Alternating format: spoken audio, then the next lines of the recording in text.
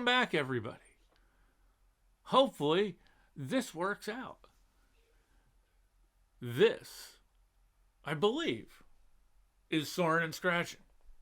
Correct me if I'm wrong. But thank you for joining us. I am the Eagle fan, my friend over here. That makes me Evil Chicken, the other half of this dynamic duo. Hey, thank you for tuning in tonight, or today, or whenever you're watching this on the YouTubes. Yes, thank you. So, we're hoping this works. We've been having a bunch of technical difficulties there's lately. some technical issues, but I, you know what? So far, touch wood, so good. I think it's going to be okay. I just float that out into the cyberverse and let it be. Let it be. We let it be. Let it be. I'm sorry. Exactly. No worries. It's okay. Let it I apologize to everybody out there who quickly pulled their headphones off after hearing me trying to sing. As long as the Beatles don't try to shut us down. So we are here for this. Actually, we're not. I just wanted to show that to people. That's so cool. I had no idea. I did a search. I can't find this toy company. Because I really want them to, like we were saying, I really want them to do Avatar. I will see what I can find after this and send it to you. Yeah, please do. Thanks. After a cursory look. So what are we doing tonight? We are returning to something that's been a while. I'm looking forward to it. This is Internet Historian. There you are. Let's have some chuckles. Let's see what he's up to. I haven't heard from him in a long time. This is I Am Become Fancy. Most intriguing. Theater. Well, why don't we get over to this other screen? Yes.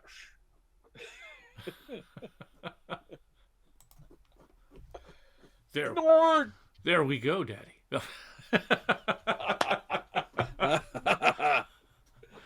Sorry about that. Yes, you might be seeing a commercial. It's not in any way related to our channel. Avert your eyes. We are not sponsored by no one. If they want to. Yet. But anyway. That being said, if anybody's out there. Yeah. We've got Santa over there and this person. You know what? So he brings something to the table, and then there's me. But that's fine. Oh, that's not true. Hey, we got to have the whole North Pole thing going. It'd be awesome. Santa, forgive me for I have sinned. Daddy. I don't think he does the same thing. Oh, okay. I'm sorry. Well, I know when you've been sleeping. I know when you're awake. And I know. How many times have I yelled, "Stop touching that"? And I know you've been naughty this year. Oh.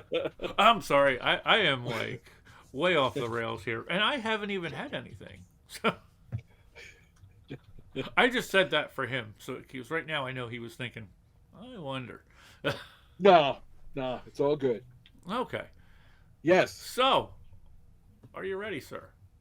Make it so. I am ready. Brought to you by NordVPN.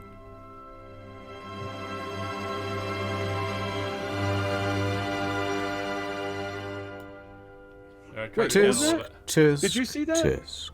What's that? Look at you. There was something that said, "Feel free to react to these videos."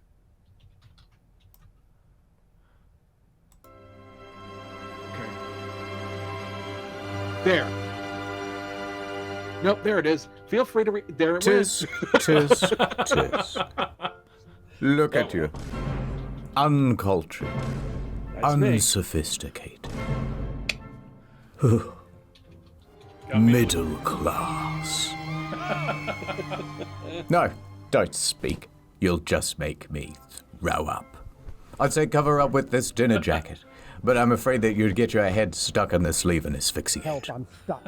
Listen, lowborn. Don't you want to be refined? Don't you want to be fancy, like moi? That's French. I don't expect you to know what it means. But I have some good news. Before this financial year ends, I have decided to make a charitable deduction. It's you, champ. For you see, We can have premarital sex. There's virus. I have made several videos, though, which will show you how to bluff your way to the inner circles. Undetected. Yes. By the time the elites find out, Neon Genesis Evangelion is psychological and intense. it will be too late. I get you in, you eat all the hors d'oeuvres, and we get out. That's the plan. And let's begin your instruction with theater, the YouTube premium of upper society. Right up your alley there, sir. And the first section? Symphony. The first period of performance, that's called Baroque, from 1600 to 1750. This featured Bach and Vivaldi. Now there was also a guy named Giuseppe Tartini, and he was the best one of them all, because one evening he had a dream where the devil showed up and presented him with a deal. The devil would become his teacher and impart on him everything he knew about music. Same thing happened to Charlie Daniels. Once Tartini had learnt everything he could, he handed over his violin and asked the devil to play. The devil played the greatest musical piece that Tartini had ever heard. Tartini woke up with a gasp, and he tried to recreate what he had heard in the dream. And what he wrote down was his most famous piece, the best thing he had ever written. And he said, "This is shite compared to the original. This is nothing better than a tribute." And that's where you get the Tenacious D song from. He named this piece The Devil's Trill, and he claimed that the difference between his version and the version in the dream was so great that he would have smashed his violin and quit music forever had he not needed it for his job. Classical, 1750 to 1830. Mozart. Here, I thought it was Charlie Daniels that was... Exactly.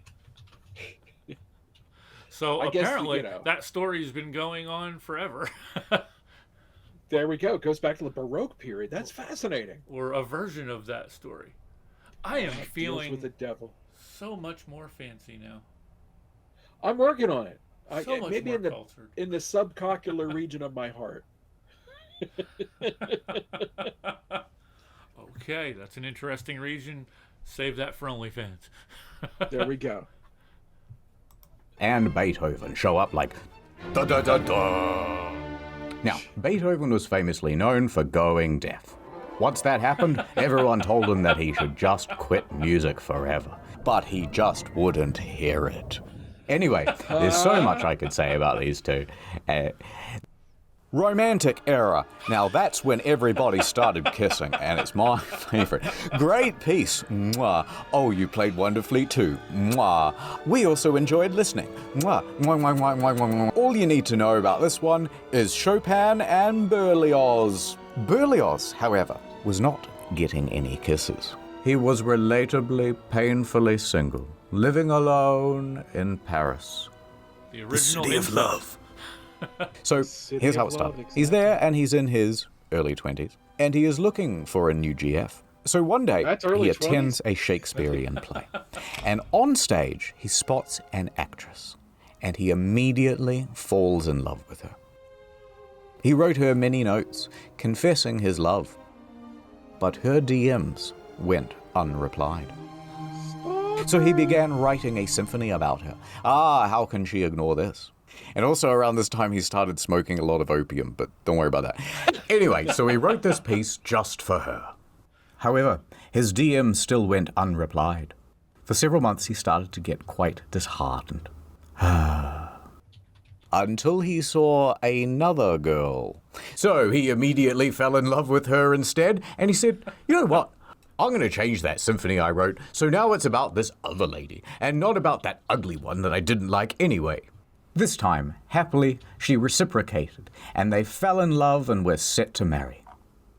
Suddenly, what the fuck? Phones haven't been invented yet. Yes, hello, I'm busy. Oh, Rome? To study? Absolutely, I'll catch the first flight out. So Berlioz went to Rome to study music. However, while he was away, he got some news. Berlioz. I have to tell you something. Sacre bleu. Some other, more handsome musician swooped in and married his girl while he was in Rome, and they ran away together. Berlioz was furious, and he set his mind to solving the problem. I know what I'm going to do.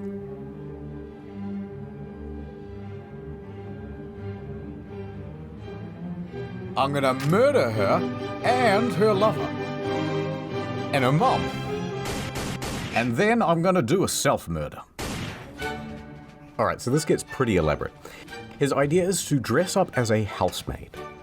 He has bought both poison and 2 guns.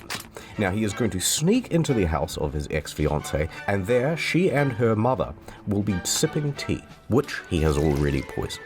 Then he will pull off the clothing and reveal himself. Blam, blam, sad overture.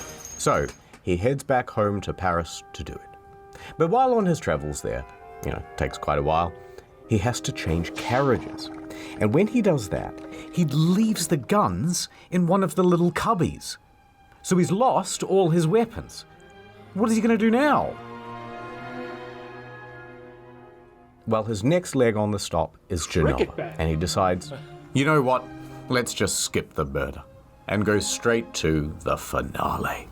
So he stops off in the port city of Genoa, and he's there at the side of the Mediterranean. He pauses for a moment, then he throws himself in. Now, some people see this whole thing happen, and they think he's had an accident, so they run in to try to save him. They pull him to the shore. He lived. So he has now reached his lowest point. He dejectedly continues home. He gets back to Paris, and he wallows around, feeling pretty sorry for himself. But he decides, you know what? I may as well do what I do best in times of trouble. Smoke a lot of opium. And while I do that, I shall write a symphony. Although I ain't gonna name it after that hoe who stole my heart. And so he went back to work. But here's the thing. It was the greatest piece he had ever written. And it premiered to a huge crowd. And you know what? It was a smash hit. #1 on iTunes. But then, and here's a bloody plot twist. Remember the first girl? Harriet. Well, she attended that concert, and she realized that Berlioz was a genius.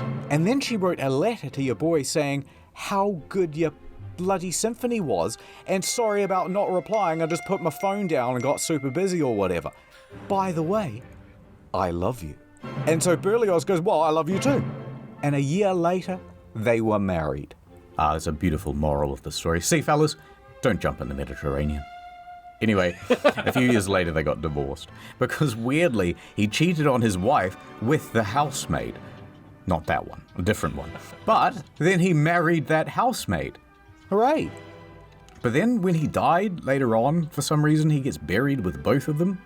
It's kind of strange. But moving on to the Impressionist musicians. Now that's... Wow. Ménage à trois after death. This is, yeah, right? This is, I gotta tell you, this is great. This is music theory, man. Actually, Yeah. music history. Music theory of something else, I think. That's like theoretical mathematics. Have you ever had a music course? I did. I was thinking, oh, this is gonna be an easy A. No. It was literally like theoretical mathematics, and I was very depressed because, as you know, Eagle fan, I can only count to 21 when I step out of the shower. 21 and maybe 20 and a half. Anyway, but that's nothing about me. Yeah, music theory. Whoa. Wait. Yeah. Never looked into Woo. it. It would scare me. It's brutal. It's brutal. I still It's like that want to logic hear what he course I had to took. say about Mozart and Beethoven. I like Bach. Bach rocks. He really did. And Ah. these guys were the rock stars of their day. People throwing Bach. bloomers on the stage.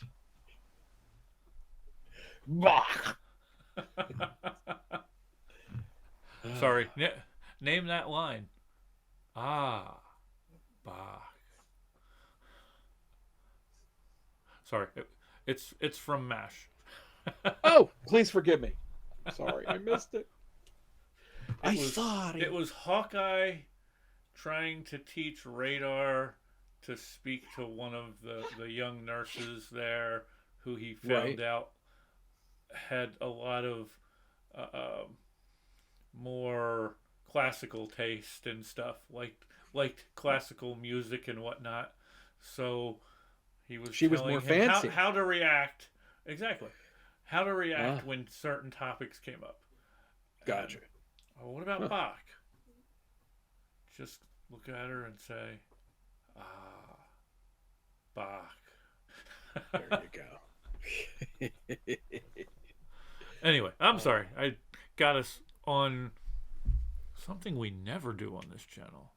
No, we're focused. tangent. Laser beam focus. Yes. Focus. Yes, We don't we get are. distracted. What was it we were reacting to now? Laser beams, if I'm not mistaken. I could be wrong, though. I see a laser beam. How often do you you're see gonna these start- laser beams? Once in a while. Okay, well, that's fair. That's fair. You ready? I'm ready. Bring it. Let's see the Impressionist. Claude the what now? Claude the what? You know what? You'd better go to ad time. All right, guys, welcome back to the Nord stream. Today we're playing Assassin's Creed 3. Chat, come on, chat. Hey, oh, everyone's spamming Nord in the chat. Whoa, a new follower. Hey, welcome to the Dream Team Sub Cream. Thank you so much for great to see. Oh, unfollowed. Sorry, guys. The cleaners are here. Sorry, just ignore the mess. I haven't cleaned up these bottles yet. No, it's just tea. It's just tea. I stream for 10 hours a day, and it's like the algorithm is against me or something. How come everyone is watching Asmon's stream, and I'm not getting any new followers? I'm playing the games. What more do you want me to do? Just a quick word from the sponsor. NordVPN is the VPN that you can trust. So go to nordvpn.com/internethistorian for a huge deal on a 2-year plan plus 4 bonus months for free, plus a 30-day money-back guarantee. My God.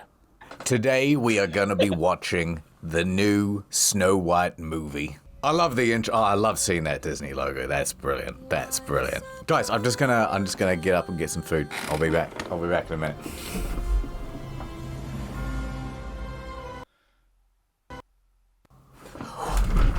What the f***? Who reported my stream?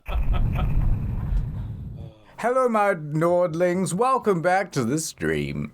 Can we get some ends in the chat, guys? No, not like that. Mods! Welcome back to the ASMR stream for NordVPN. Today I'm going to be drinking a can of Coke while I say the word Nord. Nord. Hey, thank you for the tier 3 sub. See, With NordVPN, I can be outside my house, Jack's Film's house, Samito's house, Ordinary Things' house. Just like that. Welcome back to the hot tub stream. What do you guys mean? How many hot dogs did I put in my mouth? Why? I'll just... Oh my God, $5,000 donation. Thank you so much. You guys are such good friends. Streaming's not for me. I'd rather go to nordvpn.com/internethistorian to get a huge deal on a 2-year plan, plus 4 months for free. And over. There we are. Watching Netflix, are you?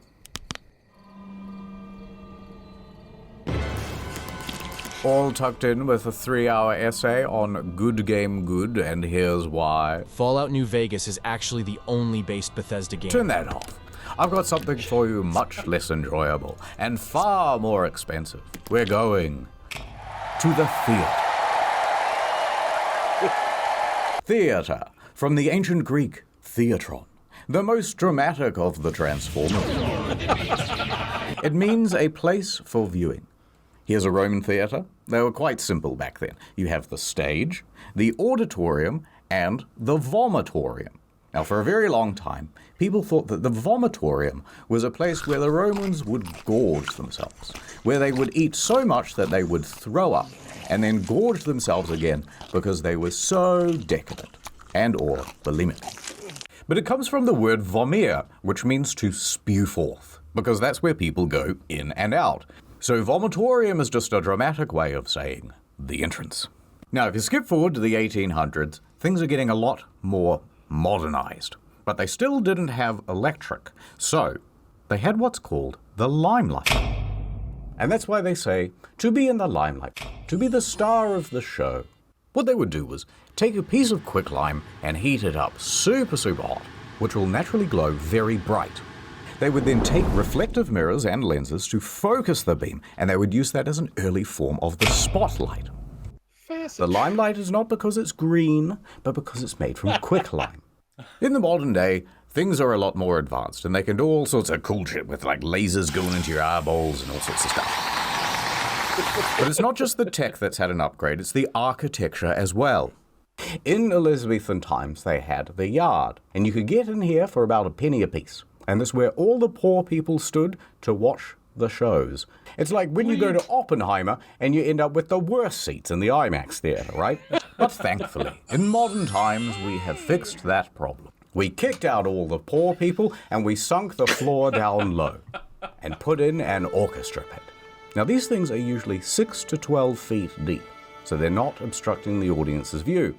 But having a giant hole at the end of a stage is quite dangerous. So usually they put a big net there as well. And yet, a lot of people still get pitted. Like a lot of people. In 2011, during a production of The Sound of Music, one of the lead actresses fell into the orchestra pit and was left paralyzed from the waist down. In 2009, a conductor, not a superconductor, just a regular one, fell 14 feet into the dark pit and broke 9 vertebrae and 1 ankle. Mamma mia. And he fell on his pointy conducting thing. At the Bolshoi Theatre, a violinist died from his injuries after falling into the pit. This theatre is prone to all sorts of accidents, by the way. It's kind of cursed. But performers and musicians aren't the only ones falling into the pit. In 1988, an 82-year-old man fell from his balcony box seating all the way down into the pit during a performance of Macbeth. After he shot Lincoln. Died. Very spooky. Even already dead people are getting pitted. In 2016, a man sprinkled his friend's ashes into the orchestra pit at the Met Theatre. This happened during the intermission, and it was a sort of tribute to a mentor of his. But of course, people went, "What the hell are you doing?" And he goes, "Oh, I don't know." And he flees the scene.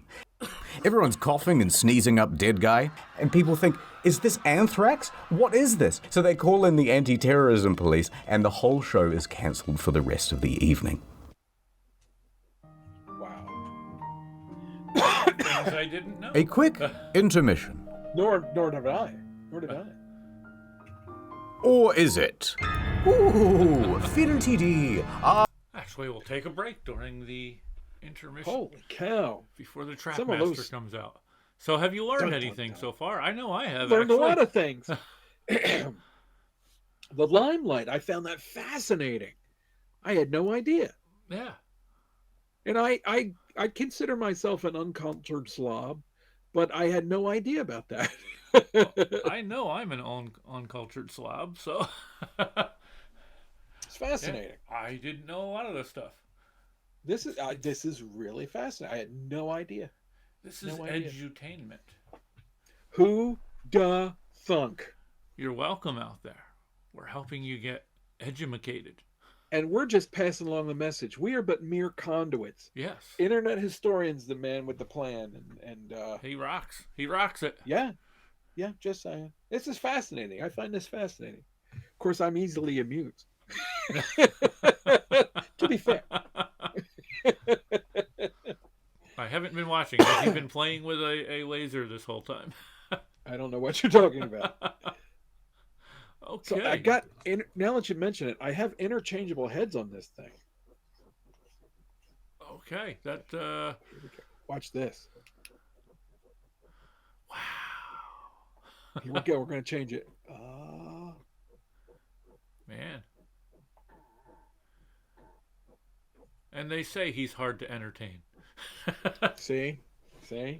Get me a half pound of catnip and and I'm just like, woo! Now you can see why we didn't pay a whole lot of attention in class sometimes. Yes, it's too many lasers. Anyway. Oh, man. The Trap Could Master. you imagine if we had those things back then? Oh, my God. Who's doing that? Dude, this one will get you in teacher's federal swatting prison at it. because you can't shoot it. Some assholes are out there. If you're one of them, don't do this because it's dumb. Are shooting at plane cabins, and you can hit one with this. I got it because my dogs absolutely love it. They like shooting that at plane cabins? They do. I try to talk them out of it, but so I got this one, and this is really an aside, so please forgive me. So this is like a mere toy. This is child's play. But this one Looks like a silver bullet. I feel like Luke freaking Skywalker with this thing. Anyway, That's but enough why about he me. actually got it. Maybe. Let's see what the Trap Master is. I am the Trap Master. Not like that. Do not ask me to reveal my secrets, woman. I have dedicated my life to the mysteries of the theater. The theater. She has so many enigmatic traps. Let us start with the most simple, yet devious. The wall trap. It allows the actor to walk directly into the set piece. Where did he go? Nobody knows. Cast your eyes over here to the genie trap. Now the victim stands on this dumbwaiter, and a counterweight launches their hapless body up onto the stage. In the olden days, this circle of flaps would sometimes go on top, and then that would make the whole thing just one way. Now, back when they made this thing, they didn't have hydraulics. So instead, they'd have like 6 stagehands pulling as fast as they could. And sometimes it would go totally wonky, or it wouldn't open properly, or they'd only get about halfway through. Oh, well, I guess that's it. There's only 2. Wrong! This is the vampire trap. And if I want to come back up again, this is called the sunroof trap. Very cool. Watch out for the closing doors on this one. It managed to trap Spider-Man's foot back into production in 2013. Me and the Green Goblin, we collabed on this one. All right, there's one more. The ghost glide. What you do is stand on this slidey bit, and it ascends diagonally, which makes it look like he's coming out of the ground. But the ladies are there yawning, they're going, ooh, short ghost. But then, 5 foot, 5 foot 1, 5 foot 2. All the ladies are turning their heads now. 5 foot 3, 5 foot 4, 5 foot 5. All the ladies are loving it. Now, I bet you're wondering, what happens to the actors when they go down these traps? Are they dead and gone forever? Yes, sometimes. In 1888, Frederick Federici was playing the role of Mephistopheles in Faust at the Princess Theatre in Melbourne. As he descended the trap at the end of the play, goodbye, everybody, goodbye. He had a heart attack and died. Never seen again. So as you can imagine, with this many deaths, the theatre has become a highly haunted place. Oh yes. In fact, sometimes you can put your ear right up to the wall and you can hear 2 male ghosts wrestling. Can't fake that. Another ghost hole. Don't look inside. I did once. Almost went blind. That's why I wear the mask. Anyway, because of all the ghosts, the theatres do whatever they can to keep the spirits happy. See this? It's called a ghost light. Ghost light. When everything is closed, it is kept on always. kept on for the ghosts, so that they don't, bump their shins in the dark or whatever. At the Palace Theatre in London, there has been some ghostly activity. It seems to be a bit of a hotspot for ghostly activities. And that's why they always keep 2 empty seats at the back, so that the ghosts may sit there and watch the show. So that's why we traditionally kept a couple of seats off sale for the ghosts. However, Harry Potter is so popular that we sell those seats now. Oh. Oh, that's not Also, good. most theatres close for 1 day per week, and on those days, the ghosts are left to perform for each other in their own shows. Which they like, we think. I was worried about my own vagina. It Oh, needed a finally, context, the vagina a monologues. culture of other vaginas. Ouch. My buddy. You know, I wasn't always part of the elite. In fact, from a very young age, I grew up in an orphanage. Like a superhero. No, my parents weren't dead. Rent in that building was just really cheap. But my parents showed me no affection. And as soon as they could, they sent me off to boarding school. But boards were always their passion, not mine. I tried to run away, but they caught me. And boy, did they throw the book at me. Alas, I did not dodge in time. I spent the next few years in a coma. A Native American town, Pueblo, Acoma. And the people there taught me how to read American. They also had a local library, and I spent my days buried in books, learning as much as I could about the arts. And once someone noticed me buried under those books, and they rescued me. I knew I wanted to teach default character presets like yourselves, all about Shakespeare. Editor's note, I started Googling Shakespeare and I got kind of distracted, so, I don't know, here's a WAV file. You can do something with this. Put him in like a classroom or something. Alright, attention, everybody, I am your new teacher. You are a bunch of troubled inner city youths. All you know is shoot gun, fail test, and crime. But I'm here to teach you that actually, books and reading and stuff are actually pretty epic after all. Now, the earliest known written language is what, Mr. Single Parent Household? I don't know, Teach, but you're never gonna get through to me. Oh, really? Well, what if I go back in time? Back in time. In the long, long ago, very few could read. But to be fair, most of the written languages were kinda shit. This is cuneiform, the very first written language, and it has far too much punctuation. Then eventually came along the Egyptians, and they invented emojis, but they would call them hieroglyphs. Anyway, the typical written thing would go like this. Message for you, sir. Big bird, man with stick, man sitting, circle. Oh, more bills. Eventually that became quite annoying, so the Phoenicians, who were a kind of Lebanese, very progressive especially for those days, now they came up with a better idea. They started going, hey, that sounds a bit like an A. Buh, that sounds a bit like a B. Kuh, and so on, until we had a proto-form of the alphabet. Now, the Greeks thought that was pretty neato, but they said, let's come up with an even better version with 22 letters, and soon that will be like English. Oral history. Greeks more like geeks. Got 'em. Oh, yeah? Well, let me tell you about something highly relatable. Of the surviving Greek works, the greatest hits were the Iliad and the Odyssey. Now, because most people couldn't read, this stuff wasn't written down for a very long time, and instead it was memorized and performed. And when they performed it, they used one of these, a lyre. Now, this was great for conveying tone, right? So here's a soft bit, doo-doo-doo, but then this is a big dramatic bit. Dun-dun-dun-dun-dun-dun-dun. Now, the Iliad starts with this guy, Menelaus, king of Sparta, and he has a wife, Helen, and she is a very fine lady. And then the Prince of Troy shows up. His name is Paris, and he goes, damn, shorty, awooga, awooga. Hey, that's what he'd say, right? And he and his boys abduct her and took her all the way back to his crib in Troy. Now this makes Menelaus quite miffed. Hey, hold on there, Buster. He declares a turf war, but he can't win it alone, so he calls on his homies.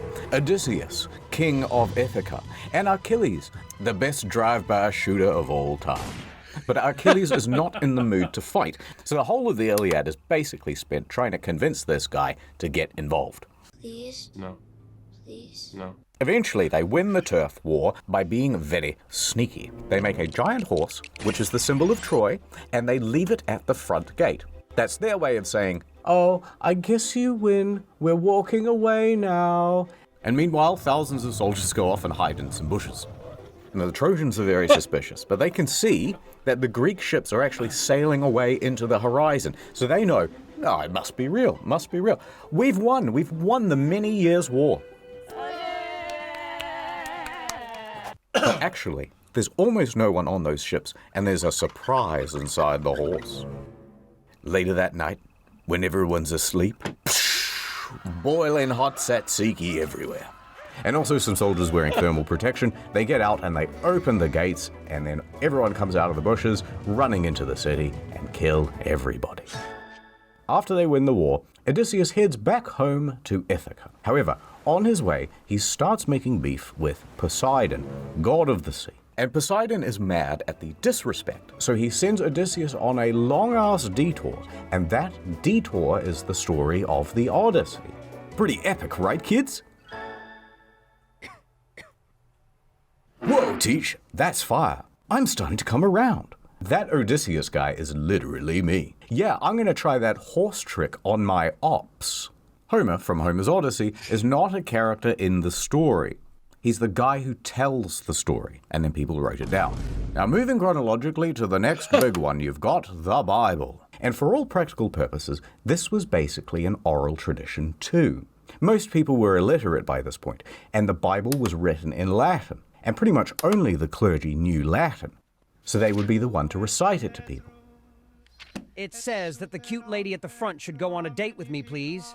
Listen, the rules are the rules. I didn't say it, the book did. There was a translated version into English, the Wycliffe's Bible, and you better believe that thing was a threat to the order. So they made that illegal to own. What? And if you were found with an unlicensed copy, the punishment would be death. So it remained. The Bible was read to the people. Now, by the 1300s came Chaucer, who wrote the Canterbury Tales, and that was a pretty big deal. Get this book now. Because it's one of the first significant works written in Middle English.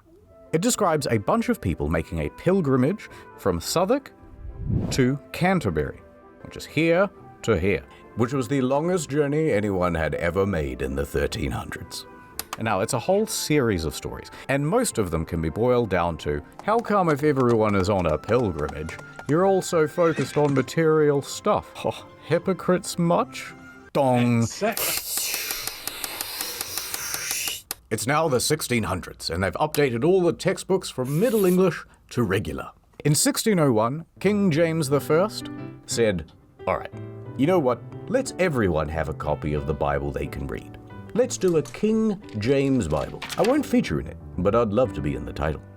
And he commissioned a committee of scholars to rewrite the thing in English, God's language.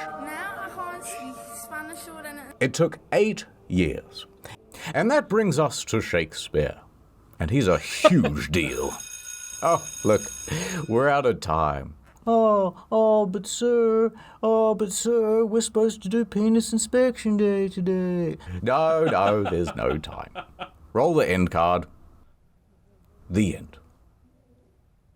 All right, that's the lesson. You watched the whole video. Or at least, you had it on in the background while you scrolled your phone. And I couldn't be prouder of you. There's just one more quick thing I want to tell you about. Theatre props. For example, this gun. Now, the thing... Oh, look who it is. I know what you're thinking, but it's just an actor. We all know that the real Lincoln is dead. When he fell asleep on the tracks of the Underground Railroad. Anyway, this thing is super realistic. Although the trigger is a little loose. Ruh-roh. Oh, I can't believe you did that. But I won't tell anyone. And, in fact, good news. I'm gonna make you my little protege. And I will be your protojo. And I got so many more lessons to teach. There we go. Still here, huh? Yes, just a little cleaning. More good news. Next video is almost done. It'll be on incognito mode, and it's about the art. And the next main channel video is also nearly done. That'll be out shortly after. If you're looking for more content in the meanwhile, we have another channel called Story Mode. The Metal Gear Solid and Forspoken videos are especially good.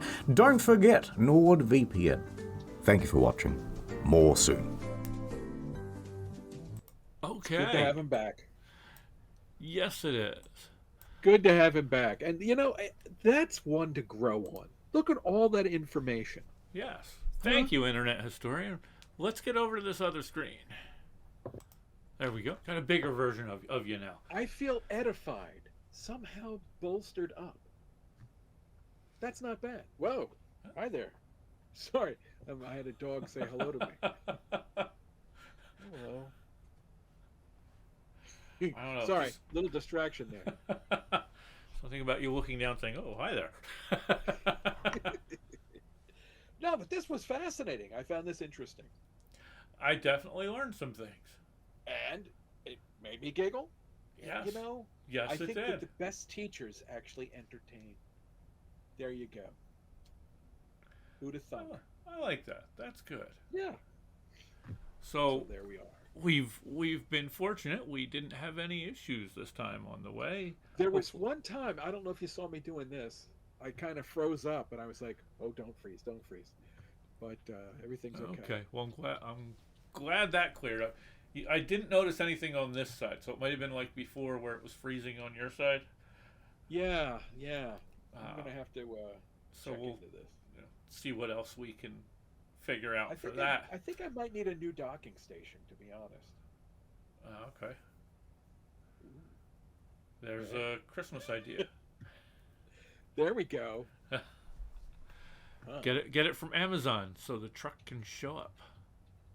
There you go. It's a beautiful thing when that truck shows up. That Amazon truck, that is like the ice cream truck from when we were little. Yes. It shows up and you're like, yes. What is it? Especially if you're as bad as me and you forget some of the stuff that you ordered. Hey, it's all good. It's all good.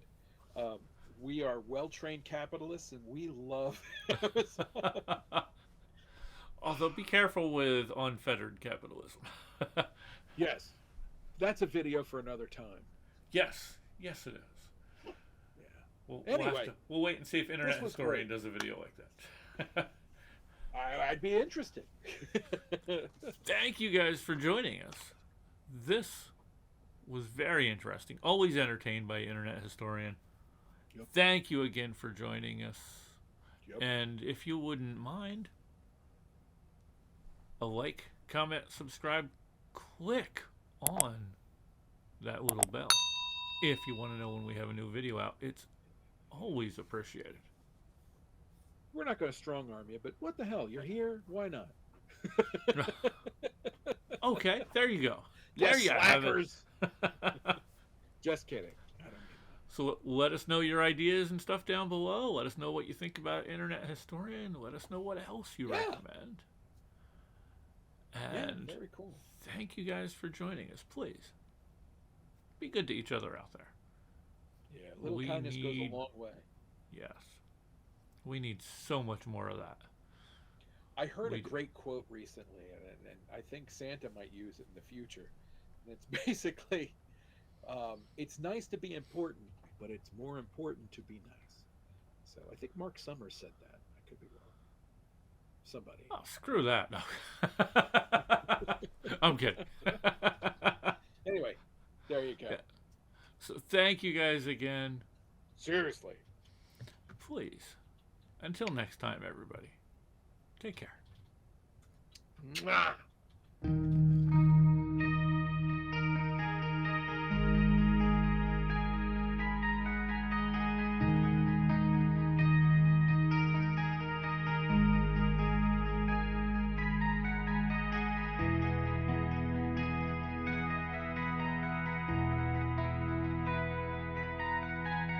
Bye.